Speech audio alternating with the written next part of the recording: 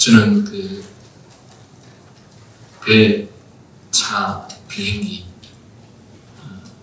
셋 중에서 비행기를 탈 때 제일 두려움이 많습니다. 차 사고가 나도 살 기회가 있고, 또 배가 침몰하면 수영이라도 할 수 있는데, 비행기가 하늘에서 떨어지면 거의 100%다 죽기 때문에 저는 비행기를 타면 항상 긴장감이 언제나 항상 최고조인 것 같습니다. 비행기가 떨어졌을 때 어떻게 될 것인가 이 생각을 항상 하게 됐는데, 엊그제 남미에서 비행기가 떨어져서 승객 전체가 다 사망했습니다. 여러분의 가족이나 자녀 중에 누가 비행기를 탔는데 비행기가 떨어졌다고 매스컴에서 보도하면 여러분 어떻게 할 것 같습니까? 무엇이 제일 걱정됩니까?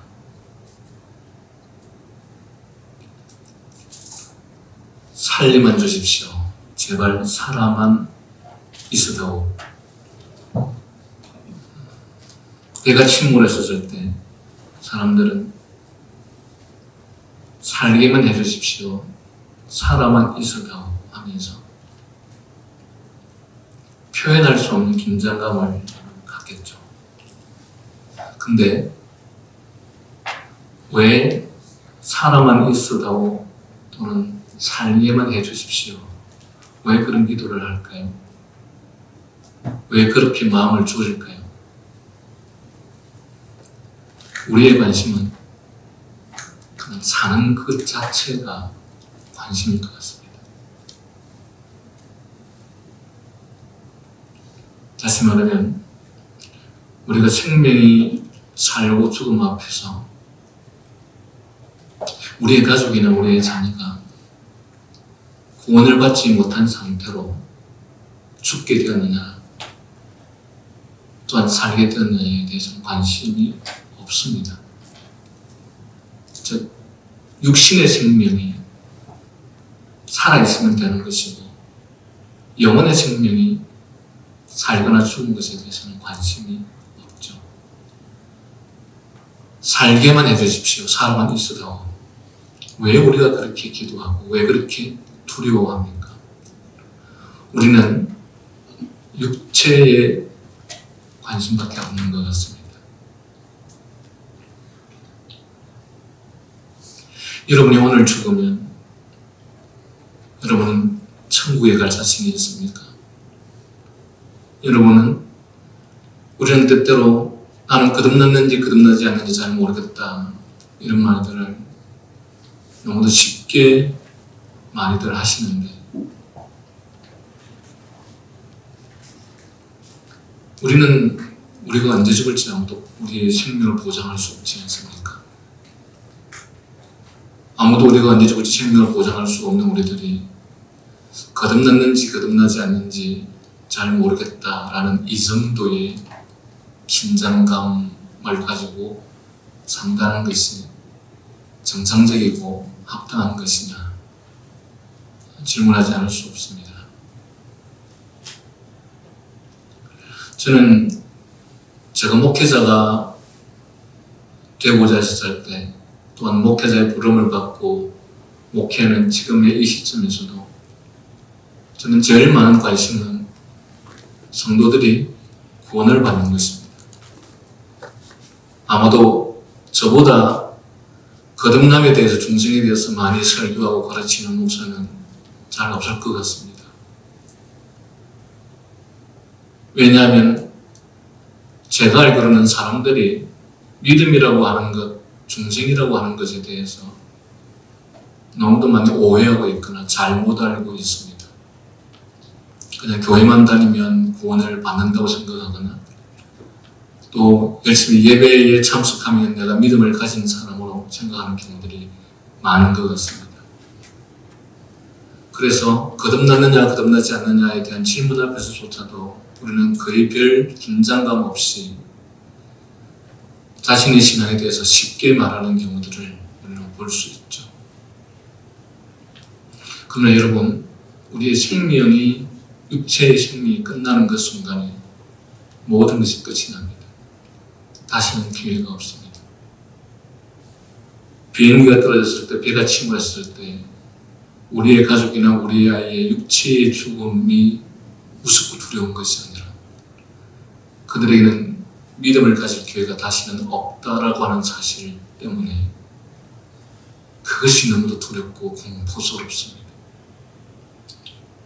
저는 혼자서 가만히 있을 때마다 이런 생각들이 너무도 저로 하여금 두렵게 합니다.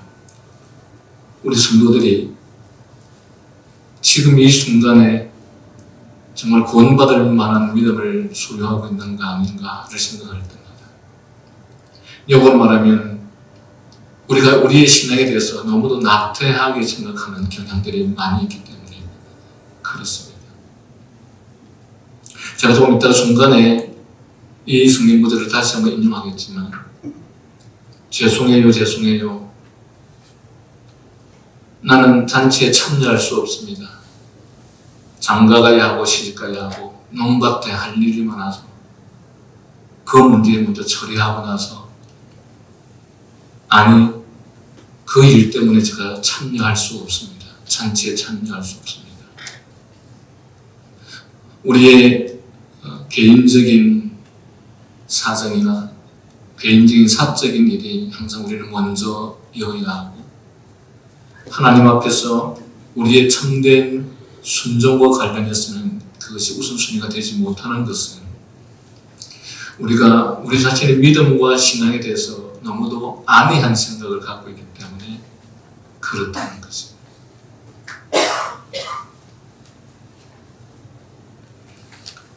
중간에 이 본문의 말씀을 다시 한번 인용하겠지만, 죽은 자를 장사하는 일이 생기느냐? 그러면 죽은 자들로 장사하게 하라. 다시 말하면 하나님에 대해서 관심이 없는, 믿음이 있다고 하나 거듭남과 중증에 대해서 관심이 없는, 그것들을 중요하게 생각하지 않는 그 사람들에게 가서 장사하도록 하게 하라.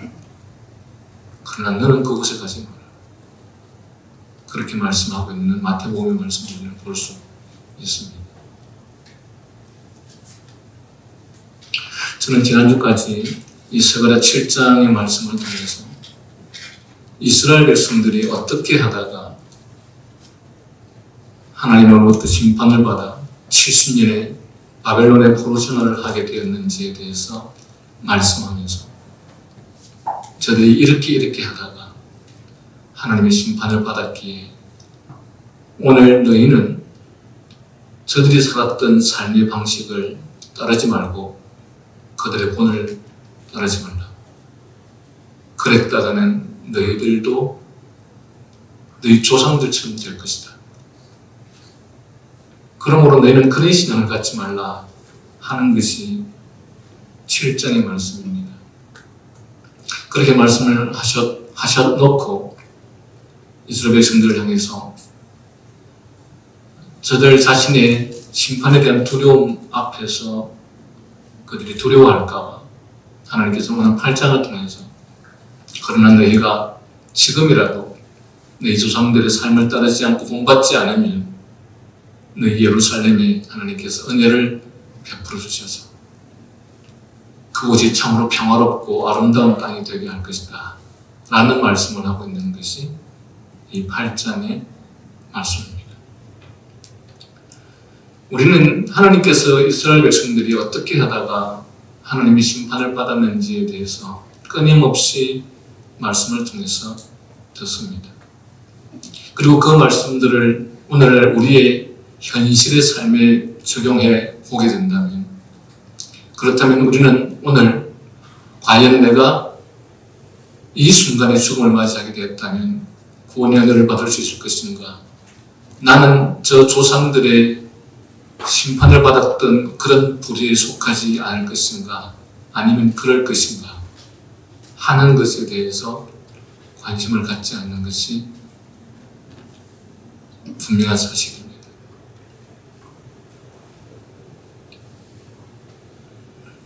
8장은 7장의 연결입니다. 베델 사람들의 질문, 그들은 금식에 대한 내용들이었죠. 그것들에 대한 답변에서 형식적인 의식주의를 경고했습니다. 오늘날 로마 가톨릭이나 이슬람의 신앙의 가장 허점과 심각한 문제점은 그들의 신앙은 형식이나 의식 자체가 곧 신앙이라고 생각합니다. 여러분이 기회가 있으면 미사를 드리는 장면들을 한번 보십시오. 얼마나 거기에 의식이 많은지 모릅니다. 그들은 곧 그런 의식을 경건하게 치우게 되면 그것이 곧 하나님 앞에 예배한 것이라고 생각합니다.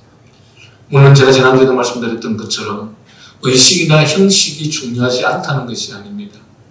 의식이나 형식은 내용을 더 그 본질이 더 훌륭하게 올바르게 되게 하는 데 있어서 중요한 역할을 하기 때문에 형식과 의식은 매우 중요합니다. 오늘날 형식과 의식에 대한 그 필요성과 중요성을 잘 알지 못하는 오늘날 현대 세대들이 특별히 예배와 관련해서 예배의 모든 형식이 마치 구시대에 잘못된 것인 것처럼 착각하여서 예배의 형식 자체를 철폐해버리고 없애버리는 경향들이 있는 것이 사실이죠. 저도 과거에 선교단체에 있으면서 예배 인도를 하면서 이 예배에서 모든 형식은 다 없어져 버리고 그냥 찬양만 하다가 바로 설교로 들어가면 그것이 마치 멋있고 아름다운 예배 형식인 것으로 생각을 했습니다. 형식은 중요합니다. 그러나 내용이 없는 형식은 의미가 없는 것입니다. 그것은 미신인 것입니다.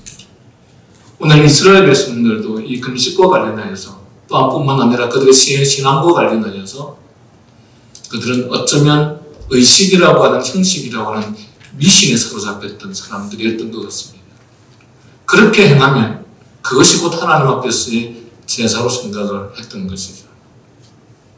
그러나 하나님께서는 스가랴 선지자를 통해서 이 사실에 대해서 매우 비판할 뿐만 아니라 그 가운데서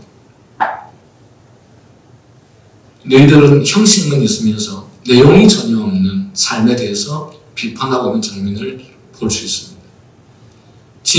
진실은 재판을 행하라. 서로 인여와 긍휼을 베풀라.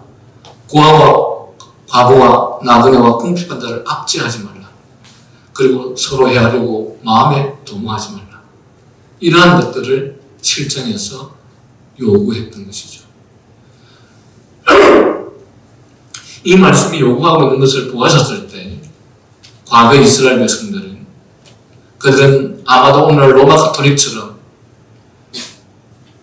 미신적인 형식과 의식만 있는 그런 제사를 드렸을 뿐 그들의 삶과 실생활 속에서는 전혀 하나님께서 원하시는 의와 공의와 진실과 같은 것들은 또한 사랑과 헌신과 섬김 같은 것들은 그들에게 없었던 것 같습니다. 그래서 하나님께서 너희 조상들이 어떻게 하다가 하나님으로부터 이렇게 심판을 받게 되었느냐라고 말씀하시면서 너희들에게는 이런 것들은 있지만 이런 것들이 없지 않느냐라고 비판한 것이 바로 7장의 말씀인 것이죠. 따라서 7장에서는 그들의 선조들이 어찌하여 이렇게 포로생활을 하게 되었는지를 돌이켜보게 하는 것이 주 내용이었다면 8장에서는 그런 그들이 여호와의 말씀을 순종하면 앞으로 이스라엘의 큰 영화가 있을 것을 바라보게 하는 것이 바로 그 내용입니다. 즉 다시 말하면 7장이 과거에 대한 깊은 반성을 촉구하는 회고적인 것이라면 8장은 미래에 대한 약속과 메시아 왕국의 소망을 보여주며 격려하는 말씀입니다. 특히 8장은 크게 두 가지로 구분할 수 있는데 각각 만군의 여호와의 말씀이 내게 임하여 이르시되 라는 말로서 시작합니다. 우리는 앞서 7장에서는 금식에 대한 베델 사람들이 질문에 대하여 대답하면서 그의 열조들의 불순종에 대하여 책망하는 장면을 보았습니다. 그리고 너희도 그럴 경우에는 예외일 수 없음을 분명히 말하면서 경고한 것을 보았습니다. 아시는 것처럼 지금 이 스가랴에게 주어진 이상은 이스라엘이 바벨론 포로에서 돌아온 후에 장면을 이야기하고 있는 것이죠. 이스라엘 백성들에게 하시는 말씀들로서 과거 조상들이 어떻게 하다가 하나님으로부터 이런 징계와 심판을 받았는지를 해석하면서 동시에 너희 조상들의 삶을 결코 본받지 말라는 교훈의 말씀을 하고 있는 것입니다. 그래서 7장에서는 그런 과거 조상들과 그것들을 본받는 삶을 사는 현재 이스라엘 백성인 베델 사람들의 금식 문제와 더불어서 진정 무엇에 관심을 두고 무엇을 더 중요하게 여겨야 하는지를 말하고, 즉 그들이 하나님의 말씀에 불순종함으로써 어떤 심판을 받았는지를 말하고, 그리고 8장에서는 그런 그들을 위로하면서 큰 소망을 보여주고 또한 그들을 격려하고 있는 것입니다. 물론 이 격려라고 하는 것도 그냥 대놓고 하는 격려가 아니라 거기에는 분명 순종이라는 조건이 전제되어 있습니다. 너희가 네 조상들처럼 살아서는 안 되고, 그러나 나는 너희들에게 은혜를 베풀어 줄 것이고 은총을 베풀어 줄 것이다. 그러나 거기는 전제가 있다. 그것은 순종이라고 하는 전제다. 앞에서 말한 바와 같이 8장은 만군의 여호와의 말씀이 내게 임하여 이르시되라는 말로 크게 두 가지로 구분됩니다. 물론 우리가 읽은 8장 1절에는 내게 임하여라는 말이 빠져 있습니다. 그리고 이 두 부분 안에는 나 여호와가 이같이 말하노라는 말씀과 더불어서 첫 구분에서 7개의 약속과 또 다음 구분에서 3개의 약속을 볼 수 있습니다. 그리고 본문 2절에서는 그 첫 번째 약속을 보게 되는데, 그것은 내가 시온을 위하여 크게 질투하며 그를 위하여 크게 분노함으로 질투하리라는 말씀입니다. 이 말씀은 시온의 범죄를 책망하는 것이 아닙니다. 시온을 위하여 크게 질투하며, 여러분 그렇다면 이 시온은 누구를 향해서 하는 말씀인 것 같습니까? 내가 시온을 위하여 크게 질투하며.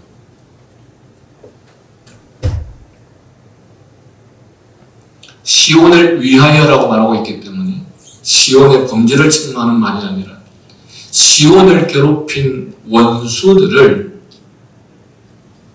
즉 이스라엘 백성들을 위하여 크게 질투한다라고 말합니다.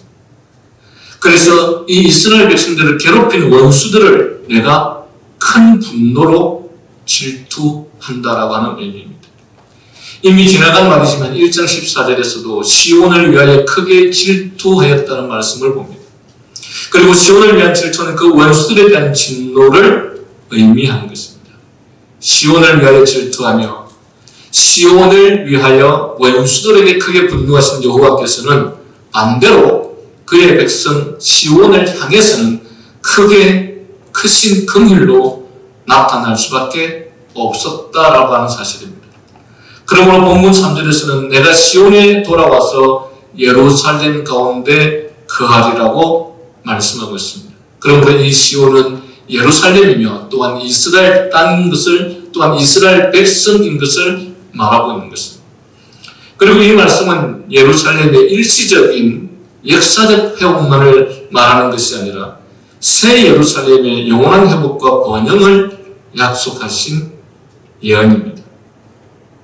하나님께서는 앞에서도 1장 16절에서도 내가 긍휼히 여김으로 예루살렘에 돌아왔은즉 이라고 말씀하십니다. 사실 하나님께서는 오랫동안 예루살렘의 황폐를 그대로 버려두셨습니다. 하나님께서 바벨론을 통해서 이스라엘이 정복당하고 공격당함으로 인해서 전쟁의 피해라고 하는 것은 이런 말로 다 할 수 없었습니다. 그리고 이스라엘의 모든 소위 왕족과 관련하여서 높은 지위에 있던 사람들은 다 바빌로니아로 포로로 잡혀갔습니다. 이스라엘에 남은 사람들은 나라를 통치할 만한 어떤 사람도 없었습니다. 가난한 사람들밖에 없었던 것이죠. 그렇다면 그 황폐되어진 이스라엘 땅을 누가 재건했겠습니까? 그렇다면 여러분 70년의 포로 기간 동안에 이스라엘 땅의 그 광경을 보면 어쩌면 보기 힘겨울 정도로 비참해질 것입니다. 그런데 하나님께서 이 70년 동안 이스라엘 땅을 그대로 내버려 두셨던 것입니다. 하나님께서 돌아오시지 않았다라고 하는 것은 하나님께서 물리적으로 돌아오시지 않았다는 뜻이 아니라 하나님께서 이스라엘을 향해서 그의 마음을 돌이키지 않으셨다는 것입니다. 그래서 그 황폐한 이스라엘, 사람이 살 수 없을 정도로 비참한 그 이스라엘을 하나님께서 전혀 손보지 않으셨다라는 사실이죠. 이러한 사실에 대해서 일찍이 호세아 선지자를 통하여서도 하나님께서 하신 말씀은 내가 내 곳으로 돌아가서 저희가 그 죄를 뉘우치고 내 얼굴을 구하기까지 기다리라고 말씀하셨거니와 이처럼 예루살렘을 버리고 돌아가셨던 하나님께서는 이제 그렇게 말씀하셨던 하나님께서 70년의 포로 생활이 지나고 난 이후에 여호와께서 예루살렘으로 돌아오셨다. 다시 말하면 그의 마음이 이스라엘 백성을 향하게 되었다라는 사실입니다. 왜 그랬을까요? 70년의 포로 생활 가운데서 이스라엘 백성들이 자신들이 그동안 하나님 앞에서 행했던 이 부패하고 타락한 삶, 공의라고 하는 것은 없었고 정의라고 하는 것은 없었고 고아와 과부와 나그네가 비참하게 살아야만 했던 그런 비정상적인 사회를 이루었던 사회, 어떠한 사회였기에 그랬겠습니까? 가진 자들은 더 배불리 먹고 더 부패하고 타락한 인생을 살았을 것이고 없는 자들은 더 비참하게 살았던 빈부의 격차가 극심했던 시대가 바로 이 바벨론 포로 이후의 시대였던 것 같습니다. 그리고 재판을 하는 재판관들은 누구보다도 정의롭고 공의로워야 하는데 그들은 그렇지 않았다라고 하는 것이 모든 재판들을 굽게 했던 것입니다. 사회의 질서가 얼마나 형편없었을까요? 사회의 질서와 체계는 다 무너졌고 빈부격차는 극심했고 그리고 그들이 하나님을 향한 경외심과 하나님을 향한 진정한 예배의 마음은 도무지 없었던 그런 모습이 바로 포로 이전의 이스라엘 백성들의 모습이었던 것이죠. 오늘 이 이스라엘을 우리가 돌이켜보고 있다면 오늘 우리 사회도 정말 그렇게 되어가고 있는 것 같습니다. 모든 정의로운 질서는 다 무너져가고 있는 그리고 대부분의 사람들이 특히 젊으면 젊을수록 더 육체적 쾌락에 자신들의 삶을 바치는 그런 인생을 살아가고 있는 것이 오늘 우리 사회가 직면하고 있는 문제인 것이죠.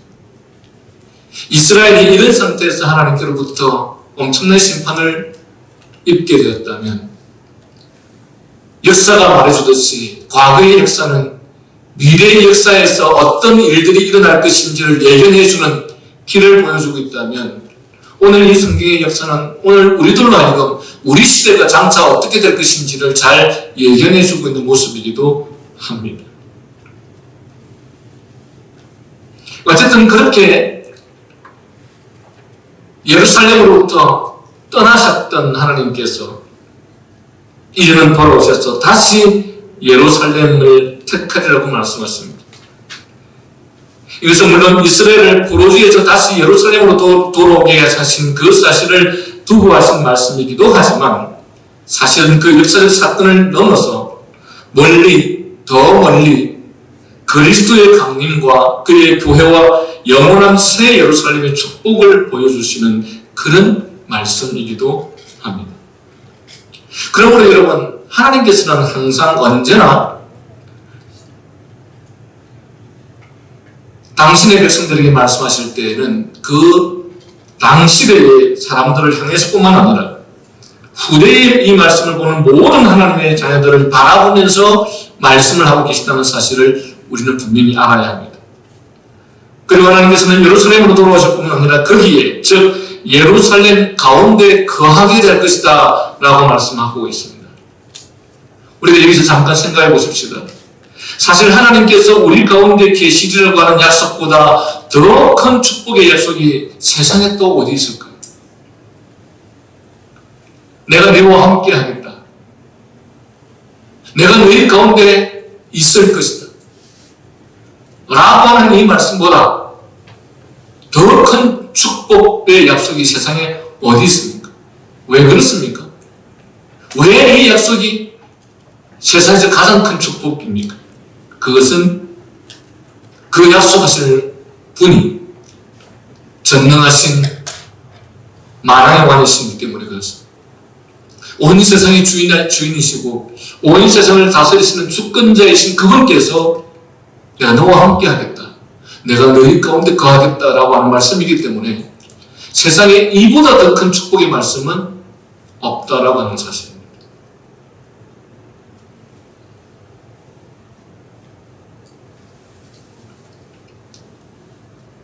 우리나라의 대통령은 물론 임기가 5년밖에 되지 않지만 만약에 대통령이 임기가 20년이라고 칩시다. 20년의 임기를 가진 대통령이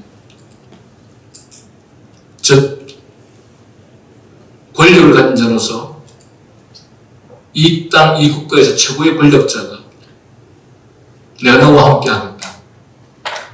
내가 너의 삶 가운데 거하겠다. 그리고 이 나라에서 제일 돈이 많은 이재용 같은 회장이 너의 모든 물질의 문제를 내가 책임져 주겠다. 라고 한다면 여러분,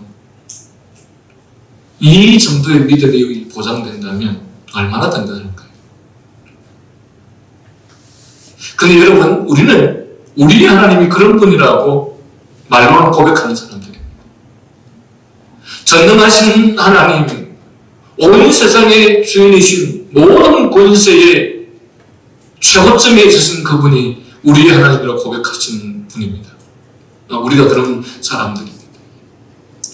그분은 이 땅의 모든 경제력을 다 갖고 계시는 분이시지 않습니까? 그런데 우리는 그분이 우리와 함께 하신다고 늘 그렇게 말합니다. 여러분, 최고의 권력자가, 최고로 돈을 많이 가진 자가 너와 함께 하겠다고 하는 그 사람이 무슨 걱정이 있을 수 있겠습니까? 무엇이 두렵겠습니까? 무슨 염려가 있겠습니까? 그렇다면 그분이 내가 너와 함께 하겠다. 그러니 너는 나만 믿어라. 너는 나를 따르라. 내가 하는 대로 믿고 순종하라. 하면 당연히 그렇게 해야 할 것이죠. 그러나 우리는 우리의 하나님을 그런 하나님으로 믿는다고 말을 하지만 죄송해요, 죄송해요. 정말 잔치에 갈 수 없어. 장가 가야 하고 시집 가야 하고 농가 밭에 할 일 많아서 이 모든 문제 때문에 내가 주님의 잔치에 갈 수 없어. 라고 고백합니다.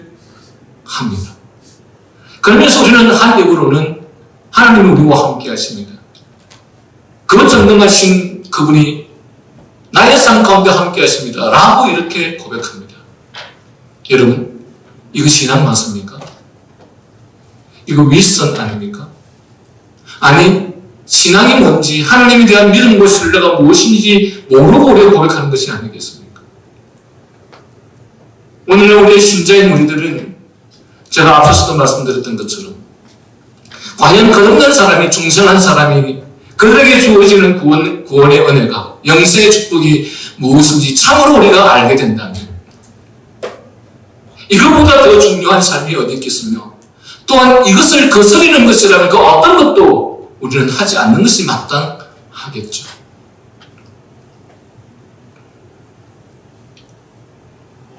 마태복음 8장 21절 22절 말씀에서 주여 나로 먼저 가서 내 부친을 장사하게 허락하소서. 예수께서 가라사대 죽은 자들로 저희 죽은 자를 장사하게 하고 너는 나를 따르라 하시니라. 이 말은 육체는 살아있으나 하나님의 생명이 없는, 신앙이 없는 자들, 믿음을 입으로는 고백하나 실제 믿음과 신앙이 없는 자들을 향해서 하시는 말씀으로 하나님의 말씀과 명령에 순종하라 하니까 우리는 온갖 변명과 개인적인 사정을 말하면서 이것저것 개인적인 일들을 먼저 처리하고서 그 다음에 주님의 길을 따르겠습니다 라고 말하는 것과 같다는 것입니다. 하지만 우리는 이런 모순되고 거짓된 신앙을 결코 가져서는 안 될 것입니다. 그리고 이 본문의 말씀은 동시에 여호와께서 만일에 우리를 떠나시면 거기에는 황폐가 있고 슬픔이 있어서는 합니다. 그러나 그가 다시 우리에게 임하실 때는 거기에 비로소 참 번영이 있고 평화가 있고 기쁨이 있다고 말씀하고 있습니다. 사실 엄격히 말하여서 만일에 하나님께서 먼저 우리에게 임재하심이 없으시다면 우리는 결코 하나님께로 나아갈 수도 돌아갈 수도 없는 존재들입니다.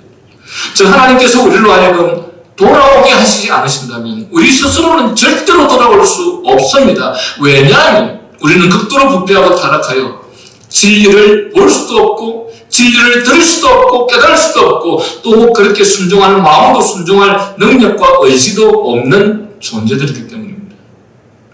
오늘 여러분이 여기 앉아있다는 사실은 정말이지 아니 이 말씀을 듣고 있을 수 있다는 것은 그야말로 하나님의 은혜 중에 은혜고 기적 중에 기적이고 하나님의 은총 중에 은총일 것입니다. 그런데 과연 이러한 엄청난 하나님의 은혜와 축복 앞에서 과연 꿈에서라도 이것이야말로 얼마나 우리에게 주어진 하나님의 큰 축복인가 라고 하는 사실에 대해서 꿈에서라도 우리는 인식하고 있는 것인가. 그리고 더 안타까운 것은 여기 이 현장에 앉아있고 그리고 그 말씀을 들을 수 있는 현장에 앉아있으면서도 전혀 말씀에 귀를 기울이지 않고 듣지 않는 인생처럼 사실은 불쌍하고 비참하고 불행한 사람은 없을 것입니다. 그리고 늘 말씀을 깨달음은 있다고 하면서 자신의 현실에서는 삶에는 전혀 반영이 되고 있지 않는 것도 아주 심각한 현상인 것이죠. 여러분 노아 홍수 시대에 노아 호적을 제외한 모든 사람들이 다 전멸해버렸습니다. 제가 지난주입니까? 지난주에 말씀드렸죠. BC 3000년 이전에 전 세계 어디를 돌아다녀봐도 유적지라고 하는 것은 없다고. 노아 홍수가 전 세계적으로 썰어버렸던 것이죠. 그런데 하나님께서는 노아를 통해서 노아가 120년 동안 방주를 지으면서 그 당시의 사람들에게 그렇게 120년 이후에 하나님께서 물러서 심판하신다고 그렇게 외쳤으나 사람들은 눈 하나 까딱하지 않았습니다. 노아의 그 외침의 현장에 분명히 있었고 그것들을 들었지만 그것들을 다 무시해버렸던 것입니다.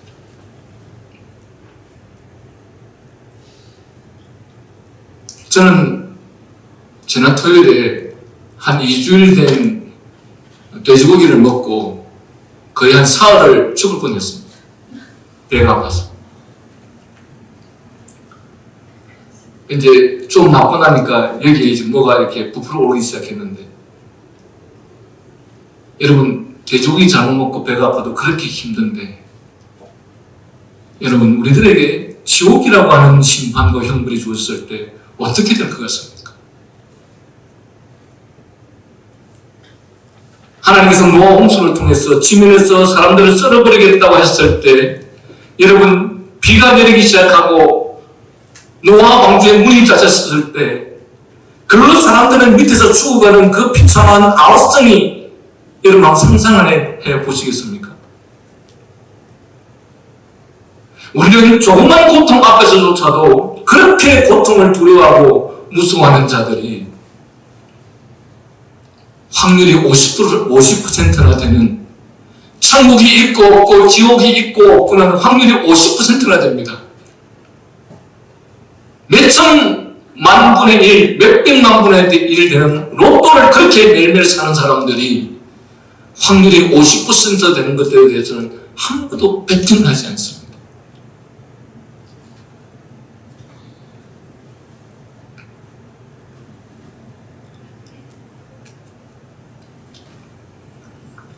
우리가 하나님 앞에 이렇게 나와서 주의 말씀을 들을 수 있다라고 하는 것이 얼마나 큰 은혜와 축복인지 모르고 바로 그 하나님께서 우리와 함께 하시겠다, 내가 너희 가운데 있겠다라고 하는 그 은혜와 축복만큼 큰 은혜가 없다는 사실입니다. 그러므로 예레미야 선지자는 간구하시기를 주는 나의 하나님 여호와시니 나를 이끌어 돌이키소서. 그리하시면 내가 돌아오겠나이다 라고 했던 것입니다. 즉 인간이 스스로 돌아올 능력이 없다는 것입니다. 그래서 그리하시면, 그렇게 해주시면 이라고 하는 전제를 갖다 붙이는 것입니다. 하지만 어리석고 무지한 인생들은 그런 자신들을 잘 알지 못하고 있습니다. 모든 것이 자신의 선택이고 의지고 자신의 판단이고 뜻이라고 생각합니다. 그러나 성경은 이 부분에 대해서 명확한 해답을 줍니다. 나를 이끌어 돌이키소서. 그리하시면 내가 돌아갈 수 있나이다. 다음 본문으로 가보면 그런데 하나님께서 이제 시온에 돌아오셨다고 하십니다. 이로써 우리의 구원의 문이 열린 것이죠. 하나님께서 우리에게 임하여 계신다는 이 말씀은 이른바 임마누엘의 약속이요 임마누엘의 축복입니다. 임마누엘이 무슨 뜻입니까? 하나님께서 우리와 함께 계신다. 하나님께서 이스라엘 백성들에게 다시 돌아오셨다라고 하는 것은 하나님께서 너희와 함께 하시겠다, 너희 가운데 거하시겠다 하시는 것이죠. 우리가 아는 바와 같이 예수 그리스도께서 이 약속은 모두 우리에게 이루어졌고 또 그의 재림으로 그의 약속한 모든 축복은 앞으로 전부 이루어질 것입니다. 그러므로 여기서 말하는 진리의 성읍이라는 것은 곧 거기에 속이고 속는 것이 다시 하나 없는 의와 진리가 넘치는 성읍을 말하는데, 말하자면 거짓과 불의가 없는 영원한 하나님의 도성이 이제 그들에게 전개될 것이라는 말씀입니다. 그리고 그 도시, 그 예루살렘이 과연 어떠한 모습을 그리고 있는 것일까? 4절 5절에 보니까 예루살렘 길거리에 남녀의 늙은 노인들이 나와 앉아있고 또 어린 소녀들이 가득하여 성읍 광장에서 즐겁게 웃으며 뛰어논다는 것은 전쟁이 없는 태평시온을 상징하는 말입니다. 저도 시골에서 살았지만 시골에 여름 되면 노인들이 다 평상에 앉아서 담배 피고 놀고 때때로는 음식도 해먹기도 하고, 그리고 아이들은 길거리에서 온갖 놀이를 하면서 즐겁게 지내고 있죠. 무엇을 의미합니까? 평화로운, 정말 평화로운 사회라고 하는 것을 의미하고 있는 것이죠. 하나님께서 7장을 통해서 너희가 과거 조선들처럼 그렇게 너희도 똑같은 인생을 살아가게 된다면, 너희가 조상들의 하나님 심판을 받은 것처럼 너희가 그렇게 되겠지만, 그러나 너희가 조상들의 본을 따르지 아니하고 하나님의 뜻을 따를 때에 너희 예루살렘은 이렇듯 늙은 노인들이 길에 나와 앉아있고 어린 소년들이 가득하여 성읍 광장에서 즐겁게 웃으며 뛰노는 전쟁이 없는 태평시온이 있게 될 것이라고 말씀합니다. 또 어린 소년들이 거리에서 광장에서 뛰어논다는 것과 거기에 지팡이를 잡은 노인들이 한데에 앉아있다는 것은 그저 낭만적인 평화의 상징만이 아니라 하나님의 크신 축복이 어떻게 그들에게 넘치고 있는지를 보여주는 대목이기도 합니다. 그리고 6절에서 이 일이 그날에 남은 백성의 눈에는 기이하려니와 내 눈에야 어찌 기이하느냐. 자신들이 70년의 포로 생활과 더불어서 그 예루살렘 땅이, 이스라엘 땅이 황폐한 땅이었고 사람이 살 수 없었던 그 땅이 이렇게 평화로운, 이렇게 한적한, 이렇게 전쟁이 없는 이런 땅이 되었다는 사실 앞에서 어떻게 이런 일이 있을 수 있느냐, 이게 너무 기이한 일이 아니냐라고 생각할지 모르겠지만 하나님께서 말씀하시기를 내 눈에야 어찌 기이하느냐. 여러분, 기적이라고 하는 것은 어떤 것입니까? 기적. 저를 안 보고 계시는 분들 제가 한번 질문해 볼까요? 기적. 기적은 사람이 할 수 없는 게 기적이죠. 그죠? 홍해의 깊이가 어마어마하죠. 그런데 그 홍해가 하룻밤 새에 다 물이 양쪽으로 갈라져 버렸습니다. 기적이죠. 이런 일이 일어날 수 있습니까? 없죠. 이스라엘 백성들이 아말렉과 전쟁을 하는데 모세가 팔을 들면 이기고 팔을 내리면 지고 이런 일이 있을 수 있습니까? 없죠. 기적이죠.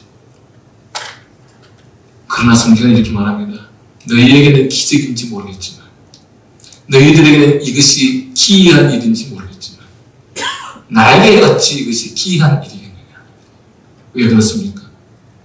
하나님이 천지를 지으신 창조주 주관자이시기 그렇다. 그렇기 때문에 그렇습니다.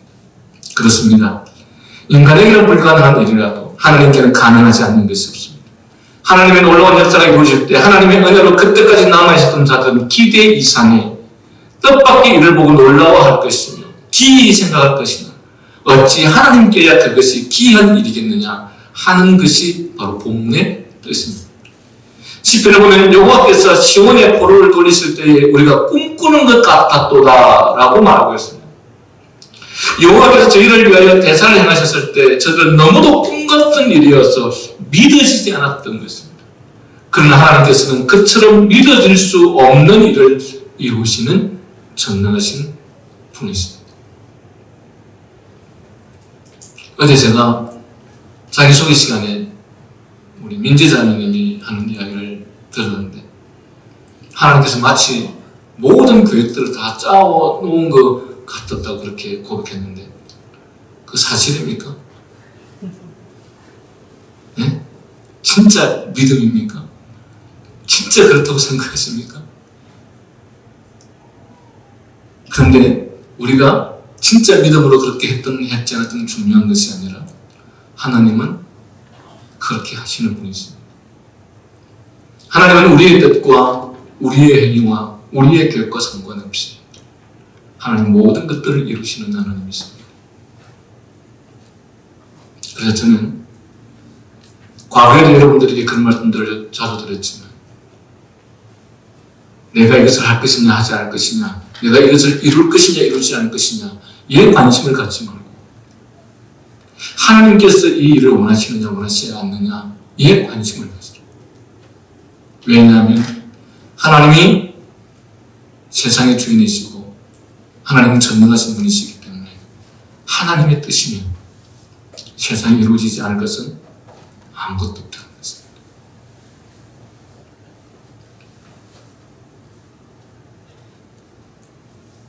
여러분 제가 앞서서도 말씀드렸던 것처럼 우리나라의 독립이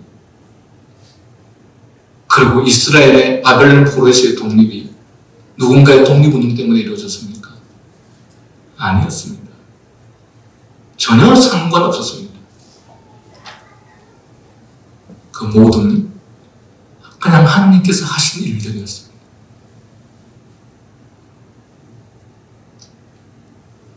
생각지도 못한 방법을 통해서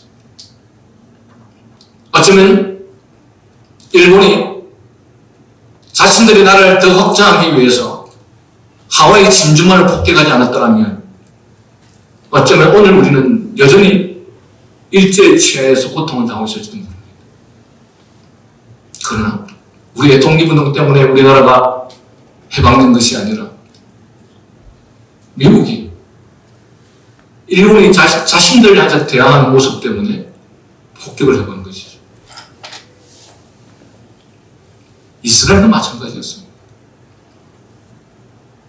그리고 참 재밌는 사실은 이스라엘이 바벨론을 통해서 멸망당했는데 그 바벨론이 페르시아에서 멸망당하고 그리고 그 페르시아의 황제가 이스라엘 백성들을 자기의 고국으로 돌려보냈습니다. 누가 해방시켰습니까?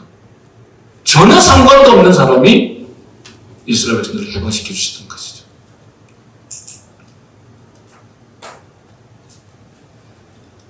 본문에 기이하려니와라는 말은 놀랍다는 뜻만이 아니라 믿기 어렵다는 뜻입니다. 이 말은 일찍이 하나님께서 사라를 향하여 하신 말씀이기도 합니다. 거기에 보면 사라가 말하기를 내가 늙었거늘 어떻게 아들을 낳으려 하였을 때 하나님의 답변은 이러했습니다. 여호와께 기이한 일이 있겠느냐? 이렇게 말씀하셨는데 바로 그때에 지금 여기 본문에 나타난 이 말이 사용된 것입니다. 그러면 그 기이한 일이 무엇인가? 7절 8절에서 내가 내 백성을 동방에서부터 서방에서부터 구원하여 내리라고 했는데 이 약속은 그리스도로 말미암은 이방의 온 세계의 구원을 선포하는 말씀입니다. 그럼 우리 예수님께서도 친히 말씀하시기를 마태복음 8장 11절에서 동서로부터 많은 사람이 이르러 아브라함과 이삭과 야곱과 함께 천국에 이르라고 했습니다. 시편의 기자들도 그같이 예언하였고 말라기 선지자도 그렇게 말했는데 드디어 그 약속은 그리스도에게서 이루어지게 됩니다. 이같이 동서에서 구원하여 낸 저들을 인도하여 예루살렘에서 살게 하려고 했지만 여기 예루살렘은 벌써 지리적인 팔레스타인의 예루살렘이 이미 아닙니다. 지금 스가랴 선지자는 이미 앞에서 말씀한 바와 같이 그 예루살렘은 인간이 만든 성곽으로 제한된 그런 도성이 아니라 온 세계로 확대된 그리스도의 교회를 말하는 것이요. 그리스도의 나라를 말하는 것입니다. 동서에서 모여온 모든 족속들은 거기에서 하나님의 백성이 되고 또 하나님은 저들의 하나님이 될 것이다.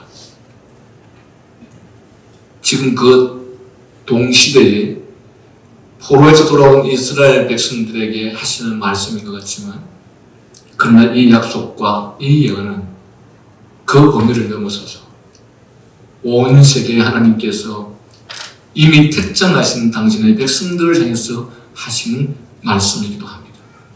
즉 스가랴서를 통해서 이곳 예루살렘에 있는 사람들에게만 내가 너와 함께하겠다, 내가 너희 가운데 거하겠다라고 하시는 것이 아니라 하나님을 믿는 온 세상 가운데 있는 모든 동서남북에 살아가는 모든 사람들 가운데 내가 너와 함께하겠다, 내가 너희 가운데 있겠다라고 말씀하시는 것이죠. 그리고 하나님께서는 특별히 나는 성실과 정의로 저들의 하나님이 되리라고 하셨는데 여기 성실과 정의라는 이 말은 하나님과 우리의 언약 관계를 말하고 있습니다. 그들은 내 백성이 되고 나는 그들의 하나님의 이 언약의 중요한 고리와 같은 것을 보여주는 것이 바로 이 진실, 성실이라는 말 표현입니다. 다시 말하면 하나님께서는 그의 약속을 반드시 이루실 것이라는 것을 확정해주는 말씀이기도 합니다. 여러분, 전능하신 하나님께서 이렇게 우리에게 약속하고 계시는데 그리고 우리는 이 약속 앞에서 저는 그 하나님의 약속을 믿습니다라고 말해놓고는 그러면 어떻게 합니까? 자신의 삶에는 전혀 반영하지 않죠. 반영하지 않고 무엇이 좀 좋은 기회가 싶으면 그 기회를 붙잡으려고 하고 내가 그 기회를 놓치게 된다면 그거 놓칠까봐 어떻게 될까봐 하나님을 신뢰하고 하나님의 명령을 따르고 순종해야 될 그 시점에서 우리는 그것을 포기해버리고 맙니다. 우리는 그러면서 하나님을 신뢰한다, 믿는다라고 말하죠. 우리는 신뢰라는 말, 믿는다라는 말을 스스로도 뭔지도 모르고 하고 있는 것이 아닌가라는 생각을 하게 만듭니다.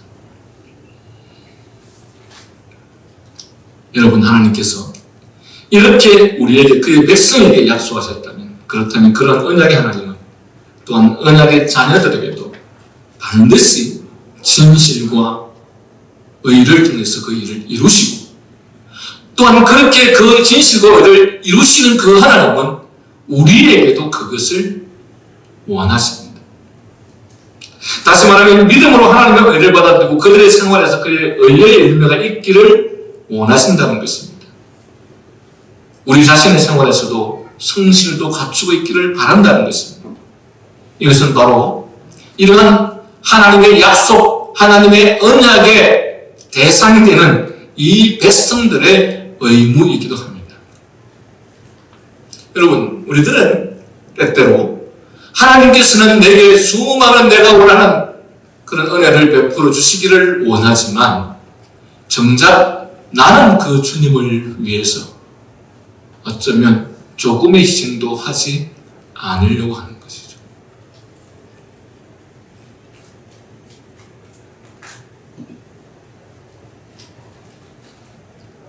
우리가 우리에게 이 많은 이 위대한 은혜를 베풀어 주시는 그분을 위해서 향해서 우리는 과연 어떠한 희생을 하고 있는 것입니까? 여러분, 가난한 자들에게, 고통당하는 자들에게 하는 구제가, 여러분, 우리 길가 가다가 거지가 앉아있으면 지나가다가 500원짜리, 1000원짜리 하나 던져주는 그것이 구제입니까? 사실은 진정한 구제는 내가 먹어야 되는데, 내가 써야 되는데, 그것들을 안 먹고, 그것들을 쓰지 않고 그를 주는 그것이 진정한 의미에서 구제죠. 그런데 500원, 1000원 주면서 나는 구제했다라고 말한다면 그것은 대단히 큰 착각인 것이죠. 하나님께서는 우리에게 앞서 7장에서 말씀하고 싶은 것처럼 그러한 하나님 앞에서의 진실한 의를 원하십니다. 그래서 여기 보면 그들은 내 백성되고 나는 성실과 자유로 그들의 하나님 되는 이 말씀은 진실로 하나님의 자녀들의 소망의 기초이기도 하지만 또 우리의 윤리적인 의미의 출발점이기도 합니다. 말씀을 정리합니다. 오늘 본문을 통해 하나님께서는 당신의 백성들을 향하여 어떤 은혜와 축복을 베푸실지 약속하고 계시다니, 그렇다면 오늘 우리는 그분을 향해서 무엇을 어떻게 할 것인가? 그것은 그분을 경외하며 그분에 대한 믿음에 그에 따른 순종과 그분의 영광을 위한 삶을 사는 것일 것입니다. 우리가 매주일 오늘 내가 이런 말씀을 깨달았다, 내가 오늘은 이런 말씀에 도전을 받았다 라고 말로만 하시지 마시고 자신의 삶에 반영시키시기를 바랍니다. 왜냐하면 말처럼 쉬운 게 없습니다. 말이는 돈 드는 것도 아니고 무슨 에너지가 소비되는 것도 아니고 무슨 시간이 많이 소비되는 것도 아니고, 그렇죠, 그죠? 여러분, 말을 너무 쉽게 하시지 마시라. 말에는 책임이 따르는 말을 하셔야 돼요. 이것이 하나님께로부터 신뢰받을 수 있는 우리의 신앙입니다. 기도하겠습니다.